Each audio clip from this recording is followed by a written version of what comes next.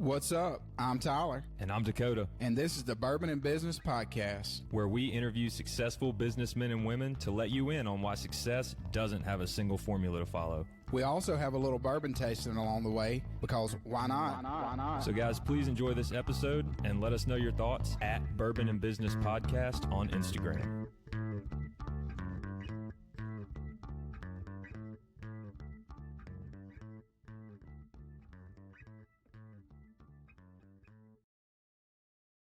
Coming to you from the Bourbon and Business Studio here at the AC Hotel in Ridgeland, Mississippi. I'm Tyler. And I'm Dakota. And this is the Bourbon and Business Podcast. How you doing this afternoon, Dakota? I'm great, Tyler. It is freezing in this room, but we got some bourbon here to warm us up. So we do. And you want to introduce our guest to us? I do. Today we have special guest, Zoe Hartsfield, founder of The Little Ghost. Zoe, welcome. Hi, thanks for having me. I'm feeling a little left out that I don't have bourbon with me. I have coffee instead. It's a close second. It's a close second in my book. Well, And speaking of bourbon, what are we sipping on today? We are sipping on Basil Hayden Subtle Smoke. You would show the viewers the lights kind of reflecting off the bottle there, but it's a small batch. And what do you think? I like it. It's very smooth. I didn't pick up any smoke in it though, so I don't know. Well, it's subtle. It's a little too subtle. But, we've had Basil Hayden on here before. I like that one as well. It doesn't have as much of a burn as I remember in the last one, but I'm going to give it a 8.2. Okay, that's not bad. It's an 80 proof, so it's not going to have as much of a kick in it. Well, makes sense. Yeah. And where did we get that bottle? Cheers Vineyard in Gluckstadt, Mississippi. You got to go there for all of your liquor needs. They'll hook you up. Can I ask a question? Yeah, absolutely. What's the worst whiskey or bourbon you've had on this podcast? It was recent. Yeah. Would we have that? I don't know. I gave someone like a 3 something. So it was by far the worst. Yeah. I don't even remember what it was called. I think I blocked it out of my head. It was so bad. It's that bad. Yeah. I mean, it shall not even be named. Yeah. It was, we both gave it like sub 5. It was bad, but Gross. It's okay. Yeah. I mean, we've had some bad ones, we've tried so many, so it's, you're bound to get a bad one at some point. It really is. It depends on palate too. I mean, some people could try that and be like, this is the best thing I've ever had. And then other people will try like Willet or something and be like, oh, that's terrible. You're like, that's a $150 bottle of bourbon. And people are like, no, not for me, man. So it just kind of depends on who you are. But yeah, this one ain't too bad so far. No. So cool. Well, Zoe, we appreciate you coming on today. We like to always start this, kind of give our listeners your background, where you're from, and then how you got to the point of founding The Little Ghost. Oh man. Well, thank you again for having me. I'm super excited to be here. Also, thanks. They don't know this, but I was a little bit late and you guys were super patient. So I appreciate you. How did I get here? Well, I guess like the easiest place to start would be when I was in university, I got a job as a full-time SDR. So a full-time student, full-time tech sales when I was in my senior year of college. And I found out pretty quickly as an SDR that if I wanted to hit my number, I needed to generate my own leads. Like the leads coming in was just not going to be enough for me to hit my quota. And I didn't really know how to do outbound sales. And so I went on LinkedIn and was following people like Sam McKenna, Morgan Ingram, Sarah Brazier, and they were regularly posting tips about how to write cold emails, how to, social sell, all these different things that I'd never even thought of that my team didn't know how to do. And so I learned how to sell from strangers on the internet. And one of the things I figured out was I know how to use video. I sold a video product. That was what I did. It was a video sales tool. So I was like, I wonder if I could be helpful or share what I'm learning about sales on LinkedIn. So I started writing posts about just video tips, because it was the only thing I felt even remotely qualified to talk about. And it was mostly in the context of I tried this script and it booked me 5 meetings this week. Try it. Let me know how it goes, and it started taking off. I started just documenting my journey as an SDR. Towards the end of my time as an SDR, I started sharing those best practices. I got invited on my first podcast. I started writing for the company that I was working for the blog, because I was sort of this recognizable face. So they wanted me to author things. Then I moved into the marketing team because I was I think I like this generate brand awareness kind of vibe. And I like writing on LinkedIn. And fast forward, 5-ish years later, and now my entire job is helping brands build authority, credibility, and inbound on LinkedIn, particularly through their executives, but also through like employee advocacy and employee generated content. So at that 1-2 punch, I found to be really effective. We did it at Apollo, we did it at Full and Rich, we've done it at other companies that I've worked for in the past. And now instead of doing it for one company, I decided to go all in as a consultant and do it for whoever I can help. Yeah. Well, and I think you touched on something very important there. And for our listeners, especially those in sales, generating your own leads. I mean, of course, you can go work somewhere and they're going to give you some leads, but typically those are what nobody else wants to do. And so, being able to generate those leads and actually bring business in is the best way to get it. What, I guess, I'm hearing your story here and, you weren't scared to try new things. Kind of tell us and tell our listeners a little bit about that mindset. Well, my background, I don't know how many people know this about me, but I grew up in an evangelical Christian environment, and the church that I went to, we would go do street evangelism. So like after you've been 16 in like the subway system of New York, preaching the love of our Lord and Savior, Jesus Christ, to sweaty New Yorkers who do not want to talk to you, it's kind of like nothing is scary after that. And so while that's tough. It's a fun time, a good way to spend your summer, a senior year. And so like, I think like that is my honest answer when people ask me, like, yeah, I'm always a little bit scared, but like I've done scary social things before. And at the end of the day, like if somebody doesn't want to talk to me, if somebody doesn't want to buy from me, like I'm never going to talk to them again. And so that moment of discomfort will be over, or it'll turn into a win.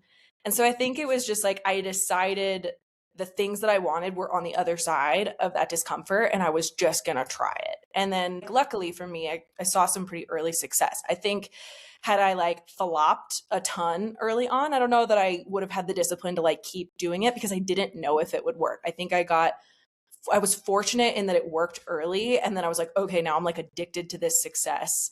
I'm going to keep tweaking it. I'm going to keep like figuring out, okay, if I give away a playbook and just lightly mention the product at the end of the post, people will DM me and ask me what tool I'm using.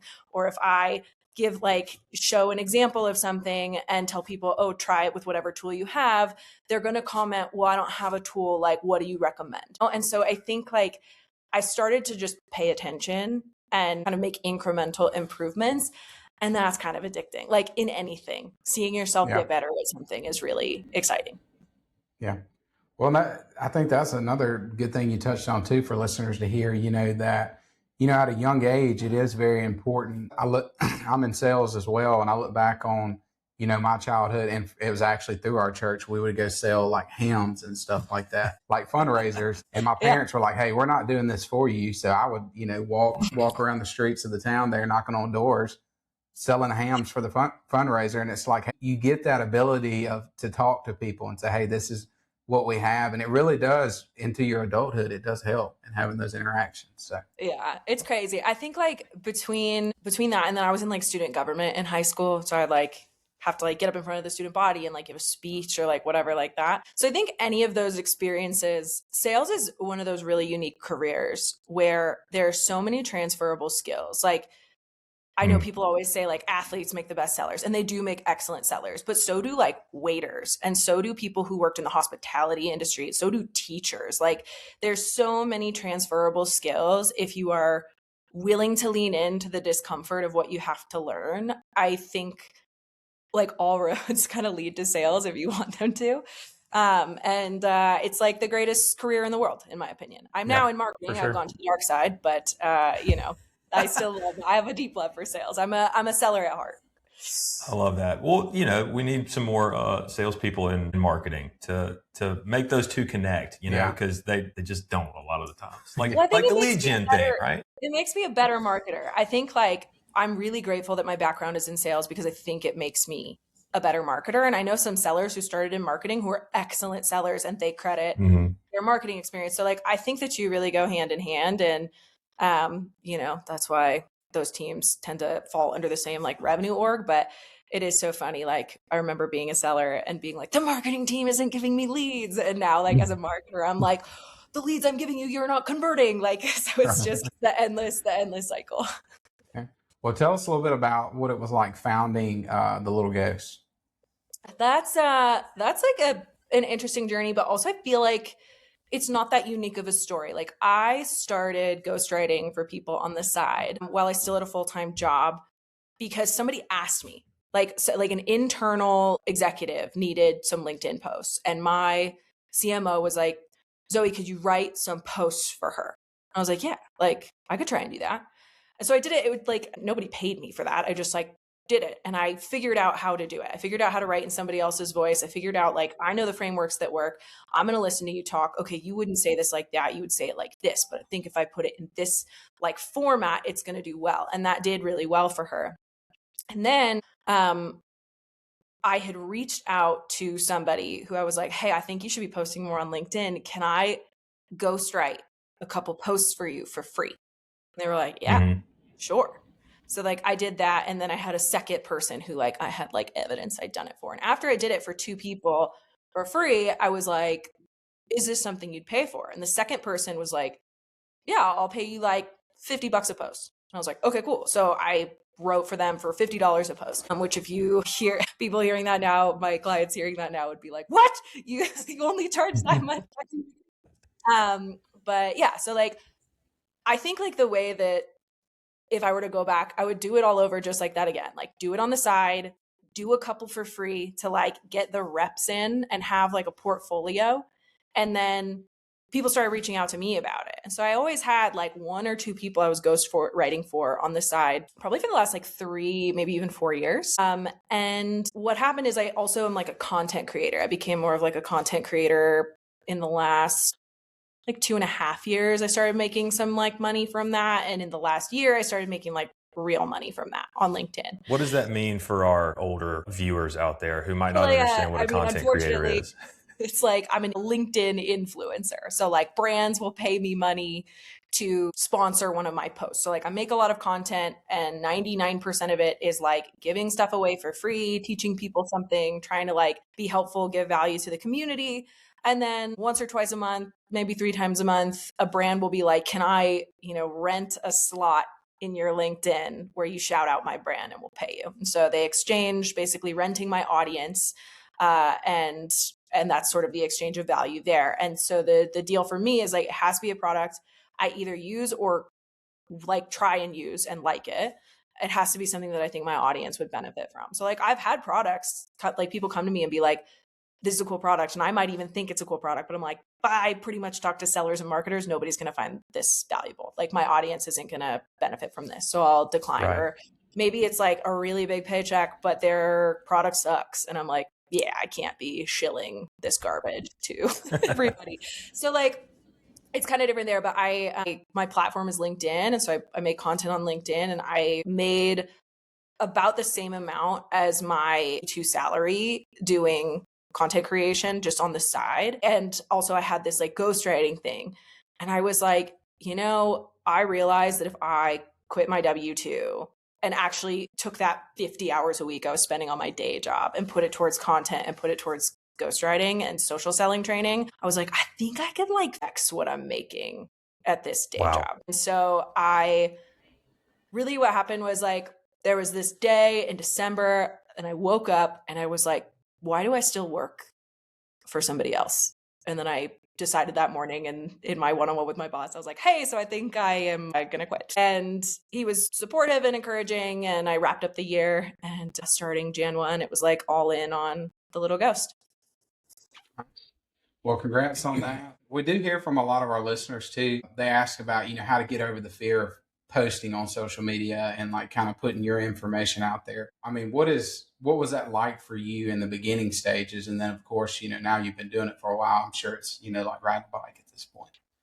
So there's like a couple different like threads I could pull on that. But the number one thing that I think, especially in like 2026, and I stole this from like a clip that I heard Gary Vee say, I've always believed it. He just said it in such a succinct way that was like, don't create, document. Like you don't have to preach to people. You don't have to say, this is the only way to do this. This is the best way. I'm such an expert. You don't have to lie about the like numbers you've pulled. You don't have to make up anything. I look back at my journey and I just documented what I was doing as an SDR and what worked and what didn't and what I learned from it. And like, that's why people kind of hitched to my wagon and like came along for the ride, because they were interested in my journey and what I was learning. Now, I always did it through a lens of like, does this help somebody be better at their role, or does it make somebody feel seen? If the answer is no to both of those questions, then it's like probably not a very good post. It's probably incredibly self-serving for me. And so I usually scrap it and start over. But like, if you just document what you're learning, like especially the stuff that works, when you're like, it doesn't have to be like, here's how to book 15 meetings this week. Instead, you reframe it and say, this email booked me 15 meetings this week. I wrote it out line by line for you. Take what you want, leave the rest. And I would like post stuff like that. And it would go so viral because people would be like, sick, like a real-time template that I can use and try. And in sales, everything is changing so often. I mean, like cold calling 5 years ago is very different than cold calling today. Social selling, 3 years ago is different than it is today. And so like, if you're trying to pretend that you have a silver bullet or the end all be all, or like, this is the thing, 6 months from now, that tactic's probably going to be super relevant. So I really like the framework of here's how I achieve X. And then you break it down for people and then you let them do with that what you want. Super simple, but super effective. Gets right to the point. Yeah. Well, how do you deal with, and we've dealt with it some, especially on our, I don't pay that much attention to it, but like negative comments, people commenting, we have negative comments that, they're experts on whatever subject you're posting. Do you interact with those, or do you kind of just let it delete them? So unless a comment is like objectively offensive or like inappropriate, I actually don't delete any comments. Like I leave them up. Mostly because like I am a believer that people have eyes, and like somebody can read someone just like attacking another person, and it doesn't make them look good. And also like, I believe in like discourse. I believe in disagreement. I'm open to critical feedback, but sometimes people say things and I'm like, this is not critical feedback. It's just like inappropriate, or it's like super cruel, and not helpful to anybody. So I'll delete it. But barring that, like I leave it. It depends on like the person. Sometimes I really need to like work on this. I feel like it's like a character flaw in me, but sometimes I'll like troll them back a little bit, like very lighthearted. But like I had this woman, I have no idea how old she was, like her profile photo, I shouldn't demonstrate anything, but her work history leads me to believe that she was like a little bit older, like older generation. And she was like, what is this dribble? Like she kept saying like, my content was like dribble. And I was like, were you my high school basketball coach? Like, I just will like be like silly, Yeah. But like, that's pretty much it. There's not a ton of value in like super engaging with trolls. If I do, again, it's like very lighthearted. If somebody's got real criticism, like I want to have that conversation because I think that is valuable. I think too many people like speak as if they know everything and that it's like truth. Whereas like I've said something and somebody's like, yeah, that works in like a high transaction sales environment, but that wouldn't work in enterprise. And I'm like, you know what, you're right. I'll add the disclaimer that like my experience is in high volume transactional sales. Like this probably won't work for enterprise. Like totally fair, And so I think it depends on the level of negativity. Have you ever seen LinkedIn lunatics on Reddit? I have a couple of times. Don't go there. I have too many features on there as it stands, but like that's one where like I don't check it, but like my friends whom I adore, and we've had many conversations, they like like want to like stick up for me, and they'll be like, did you see what this person said about you? I'm like, oh, don't show me. It's like such a cesspool there. But that's probably like the worst of the worst is like those threads on Reddit, and that I don't go on it. Yeah, Reddit threads are crazy. Like, and it's crazy to me too how like new AI and stuff, if you're researching, pulls from Reddit a lot. And like if you do Perplexity where it like shows you the sources that you've researched, like most of them will be Reddit. So you have to like purposely say like, do not pull from Reddit, please, because these are just random people who could just be saying anything. It's also like the reason. So Reddit and LinkedIn are two of the core sources for like GEO, like the sort of like AI SEO of today. Like, that's another reason why I'm always encouraging people to start putting content out on like LinkedIn, YouTube, and Reddit, because like those are the sources that these AI things are like. It's not the only ones. They also pull from blogs, they research at like whatever. But like those are core search like results and kind of like the inputs to it. And some brands have like totally nailed this strategy, and they invested in Reddit early on, and they invested in LinkedIn, like the other kind of things that all these AI search engines are pulling from. But yeah, I would say Reddit is equal parts the best and the worst the internet has to offer. That's probably a good way to put it. Speaking of things like that, there's like this new trend that I've kind of seen on LinkedIn of like building in public. And I feel like you've done that basically your whole career. So what is that like? What is it like seeing that as a trend now? Are you for it? Obviously, I mean, it's worked for you. It might not work for everybody. What are your thoughts on that being like kind of, I guess trendy now is the right word? You know, I kind of love it. The thing that I hesitate to do, and it's also why like I'm so particular about the content that I put out, is like sometimes with these like build in public people, and I understand it, especially if you're like a VC funded company, there is a pressure to always have good news and like to only put out good things. Like you got to raise another round. You don't want to scare off investors. You don't want the board to come after you. So like I get it when it comes to like VC backed companies that like the build in public has to be all the W's. But like my favorite people to follow are the ones like, I don't know if you follow Vin Matano, but he's like amazing. I've seen his stuff before, yeah. He's awesome. And I love it because he'll be like, I took a huge L this week. Like this is what like I will talk about like I have a post that I will put out next week that's like, and here was my biggest failure of like month one as like a business owner and whatever. And so I think like my thing, or like when I film my day in the life videos, like I just finished editing one before we hopped on this call. That's why I was a couple minutes late. I was like deep in an editing hole. And I film a clip of myself like filming content, but obviously like I'm filming myself in a way that like my phone is filming me filming and I'm in front of the ring light, but like there's no camera on the ring light, like because I'm pretending to film. So I was just like, I should just call that out. And so I like circle it with a red circle in the edit. And I'm like, there is no camera here.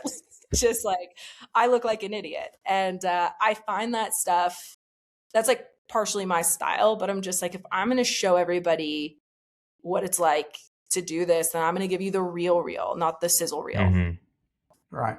Well, and I think people find value in that too, because they want to know the real, you know, especially it immediately builds credibility. Right. Yeah. Especially in the business world when they're thinking about, hey, maybe I'm making a career swap. Maybe I do want to jump into this as a full-time thing.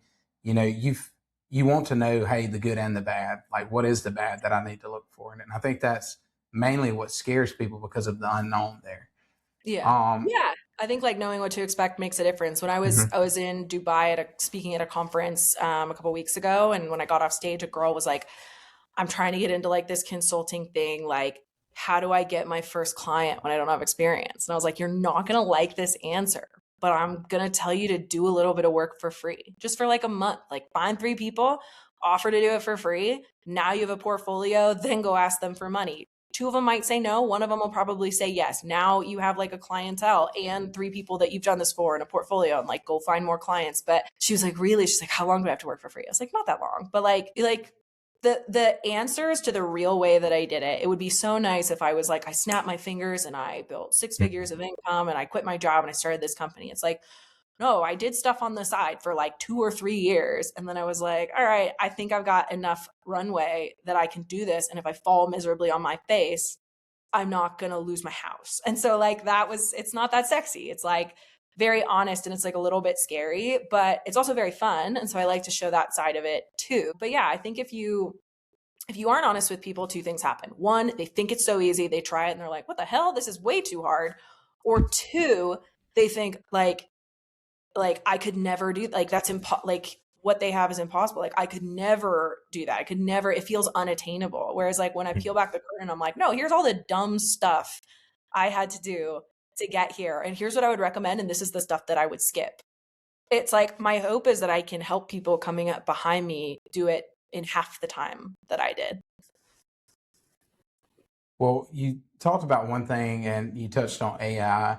I mean, especially on LinkedIn, I'm starting to notice there's a lot of AI posts. Like people are They call generating. it slop, Tyler. They call it AI well, slop. slop, but there's a lot of AI. What advice would you give to people that are maybe going down that road of letting AI craft all their posts? Don't eat the slop.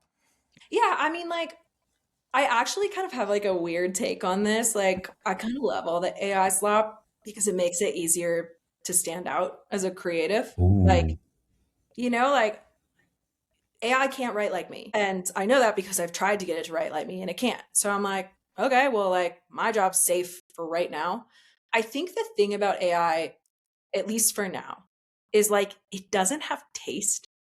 So creatives weirdly have an advantage. Like everybody was like, the creative jobs are going to be gone to AI. And someday that may be true. But as of right now, the jobs that AI is eating up are like the operational jobs and the data entry jobs and even like the dev jobs, like the stuff you can build with like a lovable. I have the technical skills of a potato and I spent 2 hours and I built an end-to-end app with a paywall that people could purchase last night in Lovable. Just like that was it. And like I am a creative. So I actually think that like creatives who stay creative and leave most of their creative work to their brain. I think AI can be like a thought partner and help you like speed up things, can help you A/B test things, can help you like as a sounding board.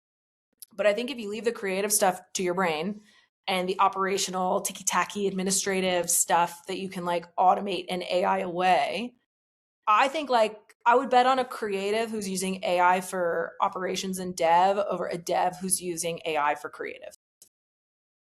Good word. AI definitely cannot write with me or like me. No, they cannot. That accent, there's no replicating that that. and all the and the grammatical errors. Yes. Yes. Yeah. And the new words. You think AI can make this many spelling errors in one post? Try again. Yeah. Yeah. Not here. Not here, AI. Not today. Well, I think it's a good time for a bourbon break. Yeah, for sure. My thoughts on Basil Hayden's Subtle Smoke. I liked it. I thought I did taste the subtle smoke. It was kind of like being in. Have you ever been in a pool hall? Yeah. It's. I don't know what that says about me or you, but I've been in a pool hall or two before, and if you walk in, you just get smoked with smoke. You just get hit in the face with it, and that's okay. I kind of felt like my drink gathered some of that, and that's kind of what I tasted. It's got a nice burn to it. I found a good weeded flavor in it, which I thought was very nice. So I'm going to give, you were at 8.2, and I'm right in that wheelhouse. I'm going to go with an 8.3 though. Oh, nice. I don't make the math easy for you here. Yeah, it really upset me. Yeah, what do you got here for the well, we're going to land for the Basil Hayden Subtle Smoke at an 8 point. That was flawless. So. Is there AI in your brain? It is. That's fantastic. It's like incredible. A calculator. Incredible. Well, Zoe, what's next for you? Yeah, I mean, next is what is. So I'm rebranding The Little Ghost. I like started that as my LLC a while back because I was like, I'm a ghostwriter. I'm the Little Ghost. Like this will be a fun little name for my company.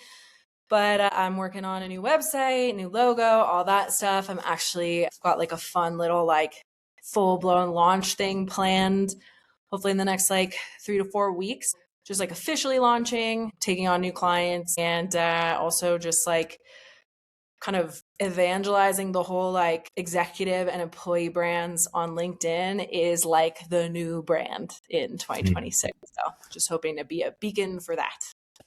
Fantastic. Love it. Well, Zoe, we appreciate you coming on today. Would you tell our listeners how they can find you? You can find me on LinkedIn, Zoe Hartsfield. You can also find me on Instagram. I think I am funnier there. I'm definitely more awkward there at Zoe Patience. And I don't know if TikTok's alive anymore, so I like won't even bother. But those would be the 2 places to find me. TikTok, man. You never know if it's going to be there or not the next day. I know. I'm like, is today the day? Like we bought part of it, and I don't know. Nothing's working anymore. We'll see. Nice. Well, to all our listeners, however you stream this podcast, if you would give us a rating and follow us on social media, and we will see you next week. Come on. Hope you guys enjoyed this episode. If you have any feedback or would like to be featured, reach out to us at bourbonandbusinesspodcast@gmail.com. Or find us on Instagram at Bourbon and Business Podcast. Thanks again for listening. Follow us for more content and info on the next episode.